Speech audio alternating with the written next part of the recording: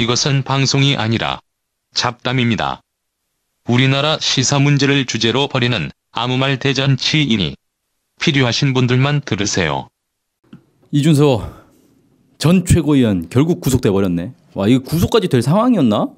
나 약간 야 이거 정치보복 아니야? 이런 주장도 많이 있는데 지금 사실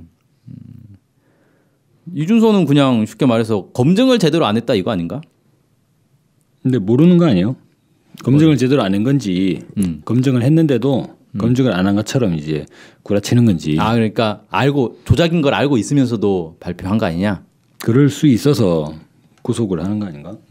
그럴 수 있어서 자, 뭐 판결은 이거네요. 영장 전담 부장 판사의 판결. 범죄 사실이 소명되고 증거 인멸 우려가 높다. 범죄 사실이 소명됐다는데 범죄가 뭐야?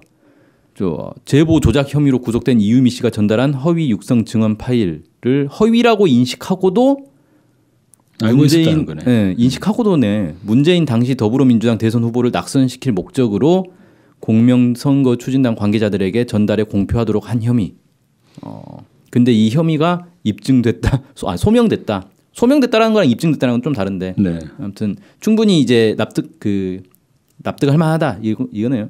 의심할 만하다. 의심할 만하다. 오 그러면은 인식을 하고 그러니까 조작인 걸 알면서도 발표를 했다는 거네 이게 지금. 검찰이 지금 수사 방향은 아예 국민의당 지휘부를 타겟을 잡고 있는 것 같아요.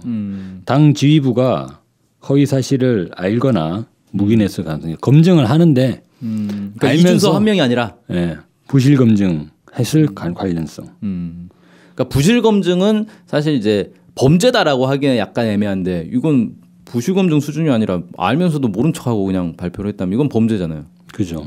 이건 뭐 그것도 대선 한 나라의 대통령을 뽑는 선거에 영향을 주기 위해서 이게 뭐 국정원 댓글하고 똑같은. 야, 이 부정선거가 국민의당에서 터지네. 대선 부정이. 그러니까 어떻게 여기서 터지냐.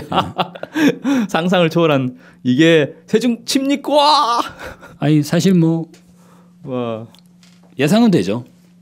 아 예상을 했어요? 아니 뭐 가장 조심해야 될 사람들이잖아요. 국민의당이나 바른정당이나.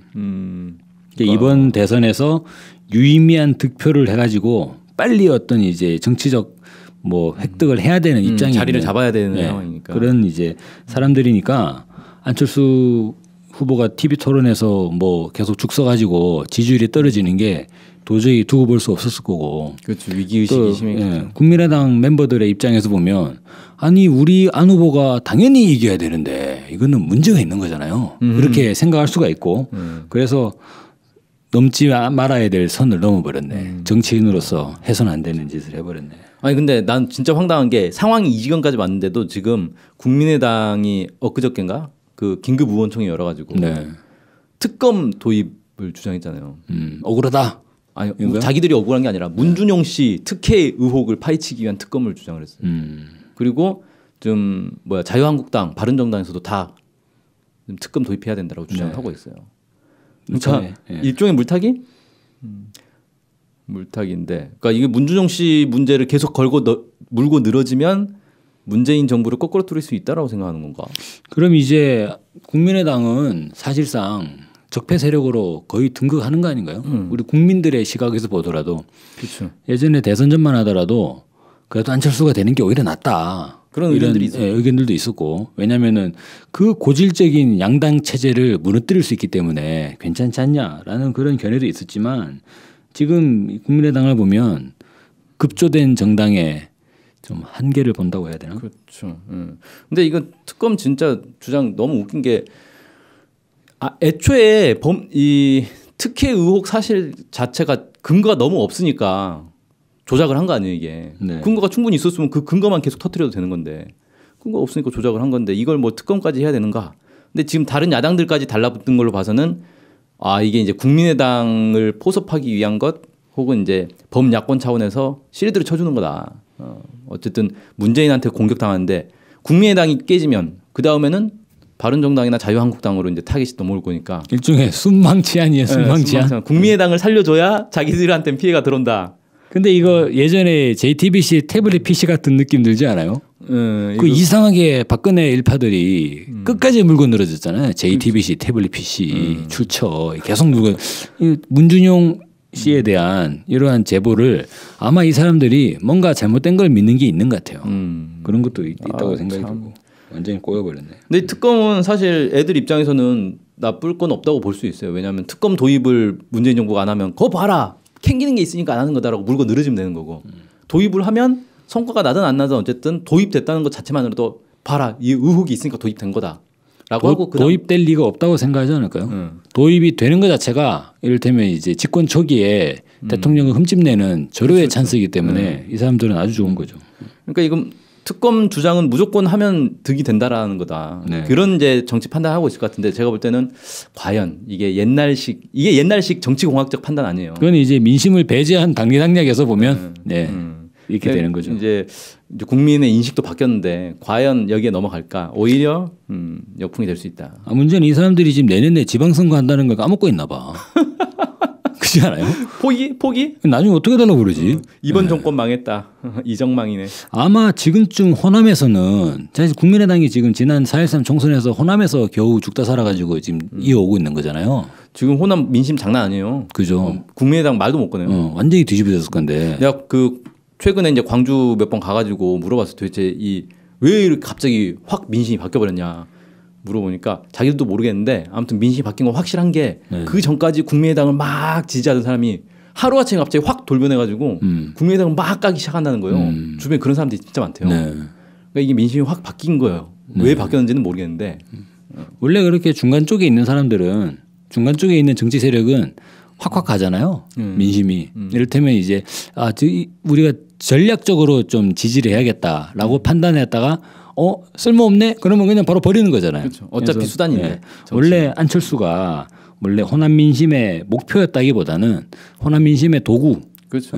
정권 교체를 위한 도구로서 안철수를 지지했던 거기 때문에 이거 쓸모없으면 도구를 바꾸면 되는 거죠. 그리고 사실 이제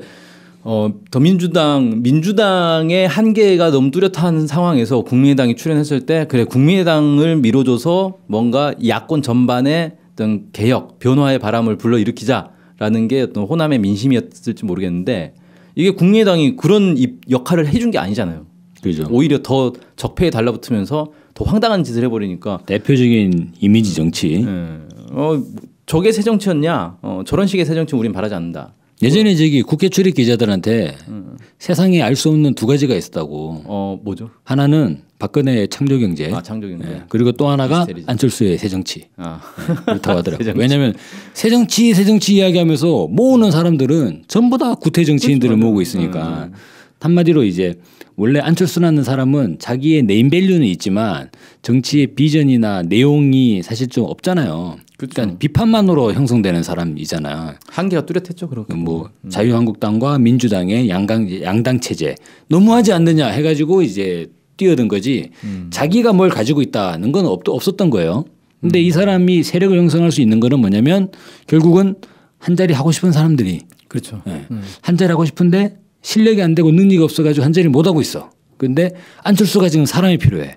여기 가가지고 빨리 내가 줄을 대주면 한 자리 할 수 있겠네. 라는 사람들이 상당히 많이 모일 수밖에 없는 그런 정당이었다. 그러니까 이게 국민의당의 한계가 딱 뚜렷이 드러난 게 이 사람들은 어떤 정치적 입장, 신념 이런 걸로 모인 사람들이 아니고 정치적 노선을 중심으로 모인 사람들이 아니고 그냥 권력을 위해 모인 사람들인 거예요, 이 사람들은. 노선 자체가 그걸 아주 좋게 포장해 줬어요. 중도의 길을 걷겠다 그러면 다 애매하잖아. 어차피 애매한 건데 그냥 다 끌어모으는 거죠. 제3의 길, 중도의 길. 아무튼 그러니까 이 사람들은 당이 중요한 것도 아니고 그냥 자기들이 권력을 차지할 수 있느냐 없느냐. 쉽게 말해서 배지를 달 수 있느냐 없느냐가 핵심이었기 때문에 국민의당에 남아봐야 배지 달기 어렵겠다라고 판단되면 그냥 나가는 거예요.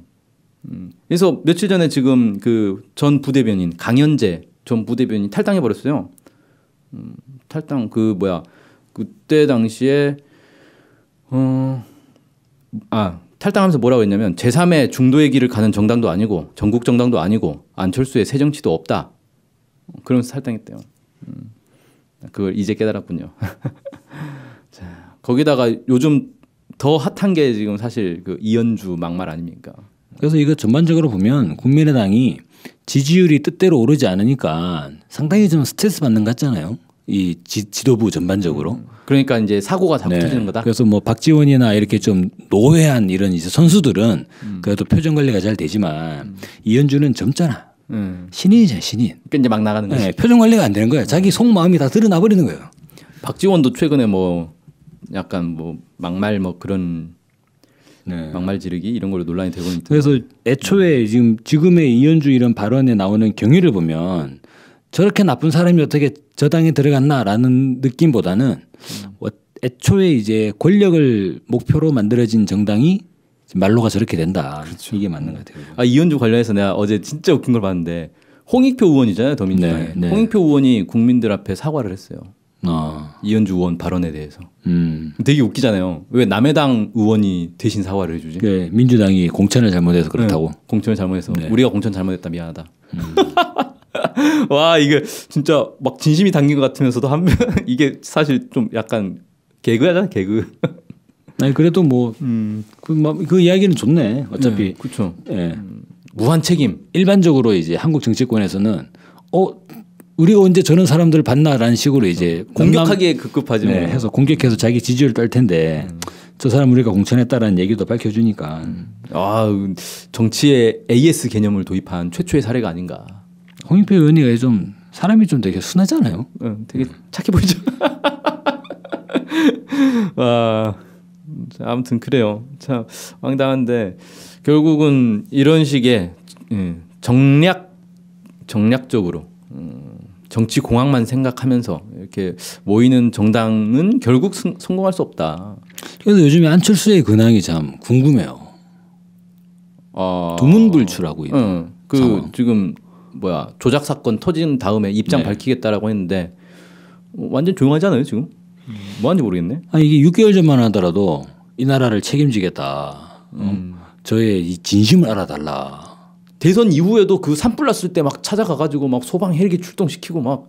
아니 그건 약간 좀 논란이 있더라고요. 자기 집이 근처라 가지고. 자기 집 불려고? 아니 민심이 그래 민심이. 그래서 저 봐라 저 안철수 봐라 저거. 자기 집 불나니까. 저거 집 불날까봐 그런 식 얘기도 있는데. 아니 결국에 보면 안철수의 전체적인 이런 새 정치가 완전히 다 허상 아니었나. 한 신인 정치인의 출연부터 몰락까지를 아주 짧은 시간에 보는 것 같아요. 느낌. 출연부터 좀 이상했잖아요 원래.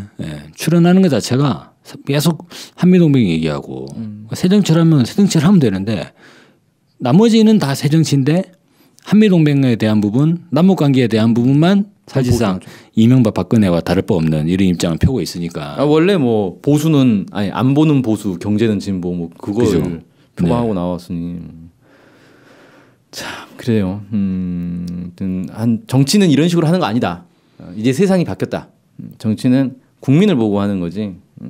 자기들 뭐 배지를 위해서 하는 게 아니다라는 거. 이거를 다시 한번 확인하는 그런 안타까운. 그 이런 식으로 자기네들 살아남으려고 만드는 정당이 또 하나가 바른정당도 있지 않습니까? 맞아. 전부 다 지금 자유한국당이 쭉 터지니까 뭔가 이 소나기를 피하기 위해서 만든 급조한 정당. 거기도 지금 뭐 쉽지 않죠. 여론조사 지지율 보면 뭐 5%도 안 나오는 상황. 이 사람들은 차후에 내년 지방선거에서 자유한국당의 세를 자기네들이 완전히 이제 세대 교체를 하려고 그렇게 이제 하고 있습니다만 사실 뭐 국민들이 보기엔 둘 다 같이 도매급으로 날아가는 게 맞다고 보고 오히려 지금 시기에는 좀 진보적인 정책들을 전면으로 내세우는 이런 진보 정당들이 좀 전면에 나서야 될 때가 아닌가. 그래서 며칠 전에 진보정당 추진위원회인가 뭐 그거 발족을 했어요.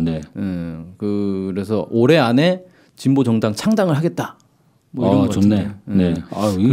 계속 국민들이 이렇게 쓰레기 같은 정당만 좀 계속 보고 있고 식상한데 정당은 이런 거다, 정치는 이런 거다. 이런 것들을 좀 진보가 좀 보여줘야 되지 않나 이런 생각이 듭니다. 좀 새로운 모습으로 한국 정치가 좀 새롭게 탈바꿈하기를 기대하면서 오늘 방송 여기서 마칠까요? 네. 광고 듣겠습니다. 주권방송이 미랄영농조합법인과 함께 우리밀라면을 판매합니다. 수입산 밀이 아닌 완전 토종 호밀과 안전뱅이 밀로 만든 건강한 우리밀 라면입니다. 아이들에게도 어르신들께도 안심하고 요리해줄 수 있는 착한 라면입니다. 주권방송 홈페이지 배너를 클릭하셔서 착한 장터 페이지를 들어오시면 여러 가지 종류의 라면을 주문하실 수 있습니다. 이곳에서 주문하시면 주권방송의 후원이 됩니다. 주권방송 애청자 여러분들께 안심하고 권해드립니다.